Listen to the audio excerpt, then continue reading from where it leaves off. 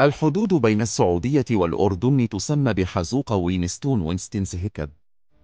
عرف عن وينستون تشرشل وزير المستعمرات البريطانية آنذاك إفراطه في شرب الكحول، وحين كان يرسم الحدود بين البلدان العربية بقلمه عام 1921 ميلاديات، كان قد أسرف في الشرب حتى ارتجفت يده بسبب حزوقة فواق، فنتج عن ذلك شكل الحدود المتعرج، ويبدو أنه لم يجد ضرورة لإعادة رسمها لاحتقاره للعرب واستهزائه بهم.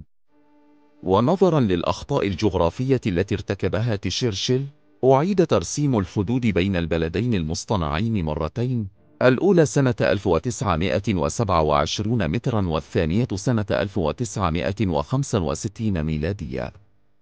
فعلى سبيل المثال، عشيرة الراشد التي تقطن وادي سرحان انقسمت بين السعودية والأردن، كما انتقلت بعض القبائل من هوية أردنية إلى سعودية والعكس.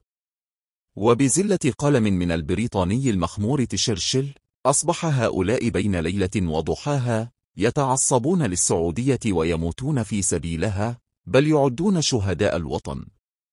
والأدهى من ذلك أنهم يربطون أمور دينهم كالصيام والعيد وغيرها بالمملكة، لمجرد أن يد رجل كافر مخمور ارتجفت في لحظة غياب وعي. ولو تحركت تلك اليد قليلا لكانوا اليوم أردنيين. فهل فهمتم مدى تفاهة عقيدة الوطنية المصطنعة التي تقدسونها؟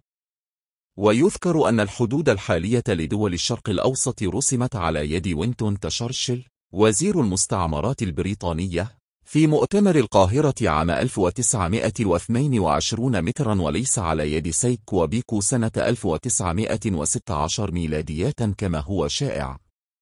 فاتفاقية سيكو وبيكو كانت لتقسيم النفوذ بين فرنسا وبريطانيا، أما رسم الحدود الجغرافية النهائية فتم لاحقا على يد تشرشل. فتخيل يا أخي المسلم أنت قدس ترابا رسم حدوده رجل بريطاني يحتقر دينك ويزدري نبيك، ويرى العرب قطعانا لا شعوبا.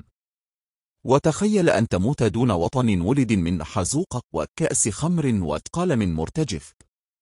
أي مهزلة هذه التي سموها وطنا؟